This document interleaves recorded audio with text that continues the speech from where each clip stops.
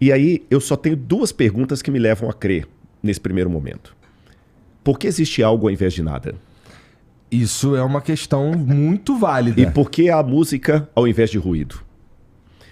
Se eu tirar Deus dessa equação, estou colocando equação entre aspas aqui, apenas como figura de linguagem. Se eu tirar Deus dessa equação, é muito complicado, mesmo pela análise observacional que eu tenho. Porque ex nihilo nihil fit, do nada, nada se produz. Eu só posso dispensar Deus desse cenário se eu trabalhar com dois modelos que, para mim, Rodrigo, eles não fazem muito sentido. Ou do universo eterno, onde o próprio universo seria Deus. Só que, filosoficamente falando, aí eu vou me afastar da ciência e vou entrar na filosofia, que é a minha área. Tá bom. Se o universo é eterno para trás, esse momento nunca chegaria.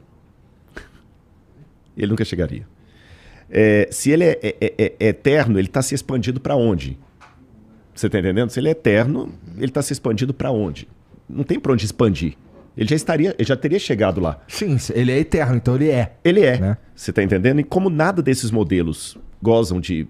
Eu acho assim, mesmo o multiverso, a menos que o Sérgio me surpreenda com alguma evidência que eu não conheço, mas tô falando que não é provocando, não é porque eu não conheço mesmo. Multiverso, para mim, tá mais para Marvel do que para a ciência. Você tá entendendo? Então, assim, tem que ter uma causa primeiro. Vou ser bem aristotélico aqui. Eu não tô falando ainda que essa causa primeira é o Deus de Israel, que é o Deus da Bíblia. Eu tô falando apenas que é uma causa primeira. Ainda não estou legislando se ela é inteligente, se ela é pessoal.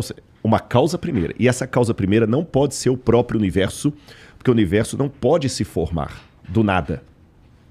Tem que ter algo que formou o universo.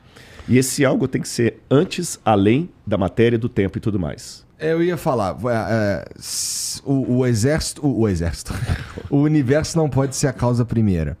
Mas Deus, na tua fé, é a causa primeira, né? Por que ele é a causa primeira? Obrigadão, viu? Por que Deus é a causa primeira? Eu vou trabalhar com o modelo do Big Bang até que me deem mais outros. Tá bom. Tá bom? O Marcos não vai ficar chateado comigo, nós já falei isso com ele. Leigamente, eu trabalho com o modelo do Big Bang até que eu tenha outro melhor. E o Sérgio está liberado para me corrigir se eu falar alguma bobagem aqui. Mas ele é o melhor, o que a gente tem até agora, ele é o melhor mesmo, que explica... Se amanhã aparecer outro... E pelo que eu entendi do modelo do Big Bang, o tempo teve um começo, a matéria teve um começo, a energia teve um começo, a gravidade teve um começo, tudo teve um começo. Então essa causa primeira, para ser, no sentido aristotélico, a causa primeira do universo, ela tem que ser anterior a ele. E por ser anterior a ele, ela não pode ser restrita às dimensões temporais, gravitacionais, espaciais, senão ela não pode ser causa primeira. E por não ser delimitada por essas questões, ela tem que ser eterna. Se ela é eterna, não precisa de alguém gerá-la. Porque se tem alguém que a gera, aí eu vou cair num retrocesso infinito. Alguém precisa ter gerado aquilo ali, exatamente. Por aí vai. E essa causa primeira, que em teologia nós chamamos de Deus. E as minhas duas observações que eu faço só no mundo acadêmico são as seguintes. Letra A. Por que a academia pode aceitar vários tipos de acadêmicos discutindo academicamente a hipótese do buraco negro, do Big Bang, do outro? Design inteligente é anticiência. É lógico, claro e evidente. Depois da nossa conversa, eu fui ler um pouco mais sobre design inteligente e realmente em tudo quanto é lugar é tratado como chacota. Como chacota, pseudociência. É lógico, claro e evidente que se Deus, nessas dimensões que eu estou colocando, existir, até a palavra dimensão é complicada. Teilhard de Chardin dizia que a gente só fala de Deus o que ele não é. Porque o que ele é em essência, até puxando Santo Tomás de Aquino, é difícil, né? Ele não pode passar pelo método científico. Porque qualquer coisa para passar dentro do crivo do método científico laboratorial, experienciável, tem que ser algo alcançável pela ciência. Sim. Se Deus for alcançável pela ciência, ele é pequeno demais para ser Deus. Ele precisa caber no nosso entendimento. Exatamente. Né? Então, a única maneira que Deus tem de caber no meu sentimento, agora eu já estou saindo da filosofia e estou entrando na teologia. Vai. Só tem uma maneira de Deus caber no meu sentimento, no meu entendimento, se ele se diminuir propositadamente. Aí Lutero dizia que os homens usam máscara para se esconder. Deus, ao contrário, usa máscaras para se revelar. E a teologia faz a diferença entre o Deus absconditus e o Deus revelatus. O Deus absconditus é esse Deus que o meu doutorado em teologia, mas não é doutorado em Deus. Eu vou ficar a vida toda e não vou conseguir falar com ele nada.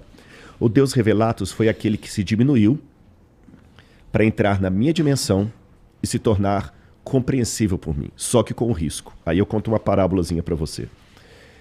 Tinha um camarada que tinha um aquário cheio de peixes do mar.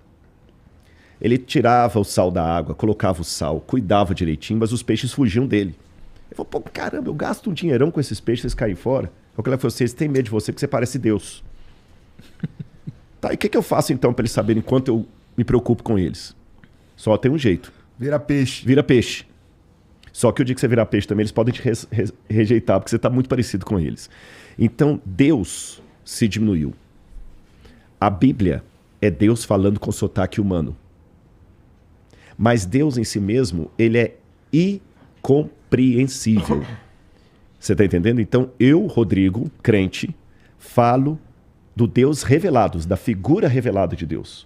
Porque o Deus absconditus, eu só posso dizer, ele existe, ponto. E até a palavra ele existe, ela também não procede, porque existere, em latim, é algo que foi tirado de algo. Então seria mais correto falar Deus é. Eu não aceito dizer que ele é o universo, por isso que eu não vou no Deus de Baruch Spinoza, porque eu caio no panteísmo. Uhum. E o panteísmo é complicado, porque...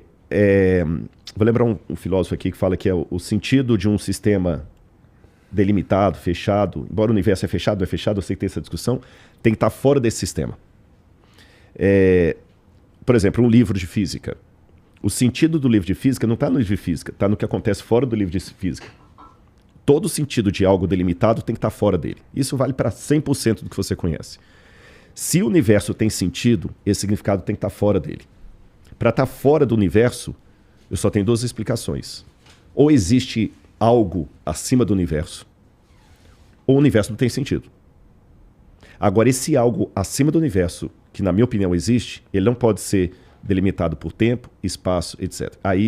Daí que eu vou para um outro capítulo para falar, tá bom, eu até admito a existência da causa primeira desse ser, mas como é que você pode falar que essa causa primeira é o Deus da Bíblia, e não o Deus do Tao Te Ching, e não o Deus do Bhagavad Gita? Aí já seria um outro capítulo, mas num primeiro momento é só isso, porque na academia eu não vou levar laboratorialmente a prova de que...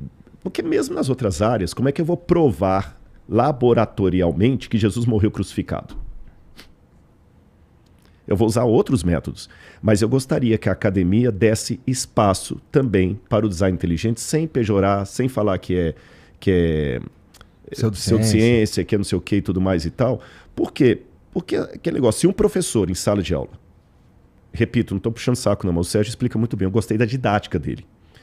Mas se ele chegar na sala de aula e só ensinar para os alunos o modelo do Big Bang e não falar nada do buraco negro, com todo respeito, vai ser um péssimo professor. Porque você não expôs os alunos aos demais modelos que você sabe que existem, que há argumentações, e o aluno saiu da sala. Não, mas o professor Sérgio falou que é o Big Bang. Não, mas tem o buraco negro. Isso é pseudociência. Por quê? Não, porque o professor Sérgio falou em sala que só tem o Big Bang.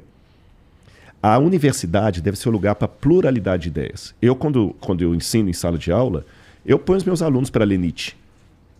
E eu coloco o que eu concordo de Nietzsche e o que eu discordo. E deixo para o aluno tomar decisão. Em sala de aula, os alunos não estudam só a Bíblia, os que são meus alunos. Alguns deles podem botar aí. Eu ponho para ler Nietzsche, Sartre. Eu me posiciono diante de Nietzsche e diante de Sartre. Você está entendendo? Mas eu não fecho só em Bíblia. Agora, se eu tenho essa pluralidade, as escolas adventistas ensinam o modelo criacionista, design inteligente e evolucionista. Tanto é que ela aprova para o vestibular. E o aluno não vai para o vestibular respondendo Bíblia. Verdade. Só isso que eu queria. Que na academia, o pessoal do design inteligente, que são acadêmicos com mestrado e doutorado, fossem respeitados e ouvidos. Pronto.